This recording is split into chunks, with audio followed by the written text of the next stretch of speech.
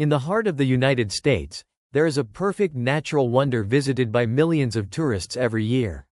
Yellowstone National Park. People come here to watch the massive pine trees, the hot springs, and those famous geysers erupting into the sky. Cameras are smiling, children are running around.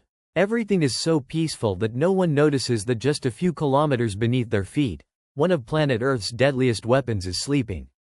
Yellowstone is no ordinary volcano. It is a continent-sized sea of magma lurking beneath the planet's crust. It is a supervolcano. Throughout human history, we have built civilizations, constructed cities, fought wars, and gone into space. All these achievements are the product of a short and quiet geological break that the planet has allowed us. But the world does not always remain this quiet.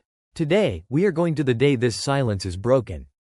To that terrible day when Yellowstone wakes from its sleep, the sky turns dark, billions of people face death, and civilization is buried under ashes. This is not just a Hollywood disaster scenario.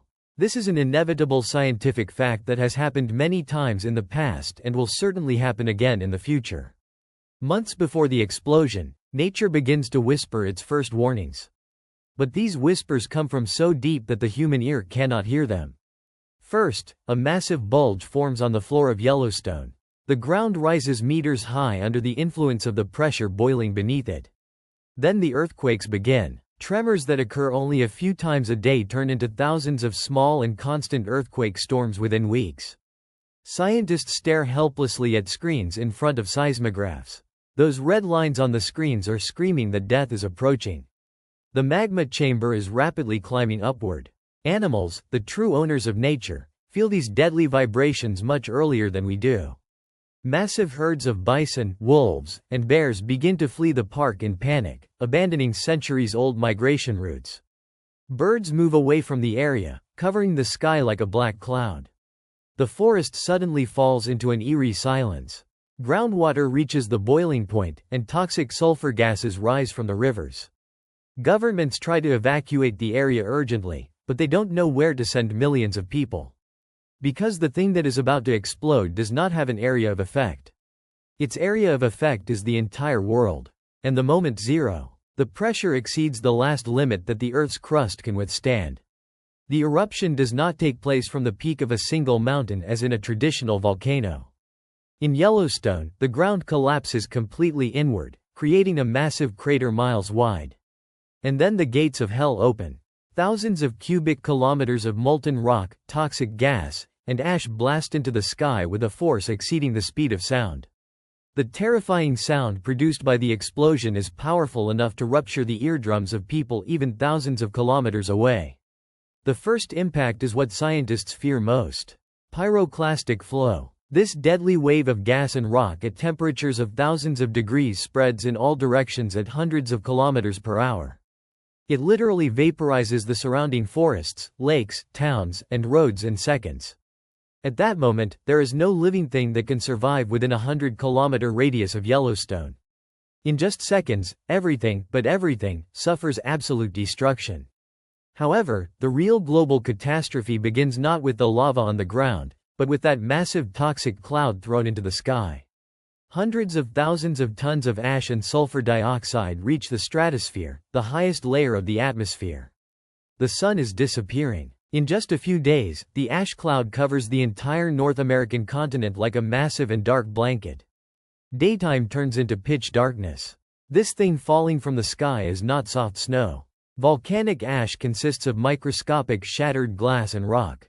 The moment you breathe it in, it combines with the water in your lungs and instantly turns into liquid concrete. Millions of people become unable to breathe. People shut themselves in their homes, taping the windows. However, the weight of this glass dust descending from the sky is incredible. The roofs of massive stadiums, houses, and factories in cities collapse one by one, unable to withstand this weight. Air traffic stops completely worldwide because the moment ash enters aircraft engines, it melts and petrifies them, locking the engines in midair. Power lines short-circuit because of the ash, and intercontinental communication completely collapses. In the streets of the cities, there is a knee-deep accumulation of gray death. Modern infrastructure, internet, water pumps, and power plants become completely ineffective in just a few days. A large part of America turns into a massive and gray graveyard. But this catastrophe is not just America's problem, it is the problem of all humanity.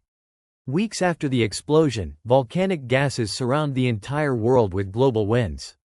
The sulfur gas injected into the atmosphere begins to act as a massive mirror reflecting the sun.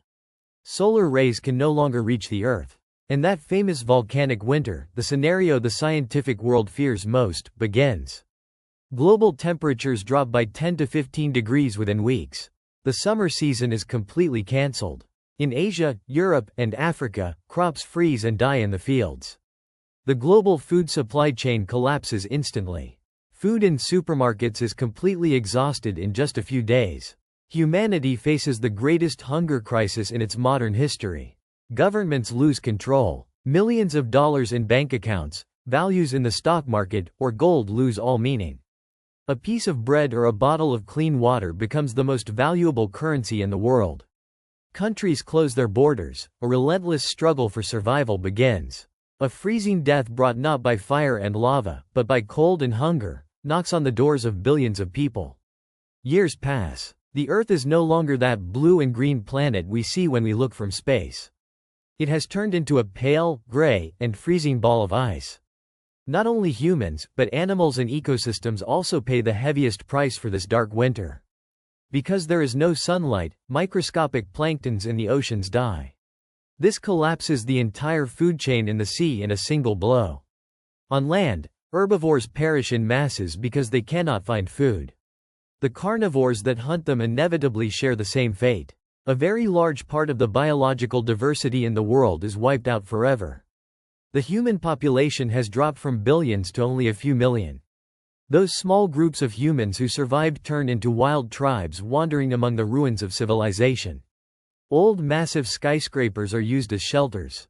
There is no energy, no internet, no medicine. There is only the instinct to survive. Humanity returns to a dark life similar to the cave age, hundreds of years back. Every fire that goes out means the end of a family. The world, dominated by silence and an eternal winter, has literally turned into a cosmic graveyard. It seems like the end of everything. The planet feels dead, but nature never, ever gives up completely. After decades of darkness, that massive sulfur curtain in the skies slowly begins to dissipate. Global winds and heavy rains gradually bring those deadly ashes in the atmosphere down to the oceans and the soil. One morning, for the first time after years of waiting, a faint beam of light reaches the earth through the gray clouds. The sun, like a forgotten old legend, it begins to warm the earth again. As the snow and ice melt, a miraculous chemical truth emerges. That deadly volcanic ash that killed billions of creatures is actually the world's richest mineral deposit. Seeds that have slept in darkness and cold for years wake up rapidly when they feel the sun and this incredibly fertile soil. Bright green sprouts pierce through the black and gray landscape. Forests begin to regrow much more lush, much more wild, and more powerful than before. Those few animal species that survived multiply and spread rapidly in this empty new world.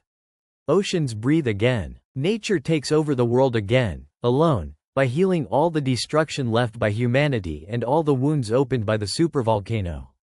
And us, those last humans who survived. They step out of the old concrete piles and into this newly greening world. They have learned by paying the heaviest price that they are no longer the masters of nature, that they cannot manage the planet as they wish, and that they are only a very small and helpless part of this great cycle. Civilization will be rebuilt one day. Perhaps new cities will be established, lost technologies will be rediscovered. However, that great lesson engraved in the genetic memory of humanity will never be forgotten. We are not the owners of this planet. We are only temporary guests allowed to stay here until the next breath of planet Earth. As long as we do not respect the rules of nature, that great silence beneath our feet can be the harbinger of a new awakening at any moment. So, what do you think about these silent warnings of nature? Do you think humanity is ready for such a global catastrophe, or are we just waiting for our time to run out? Make sure to share your thoughts in the comments. And don't forget to subscribe to the channel to continue exploring the mysteries of the universe.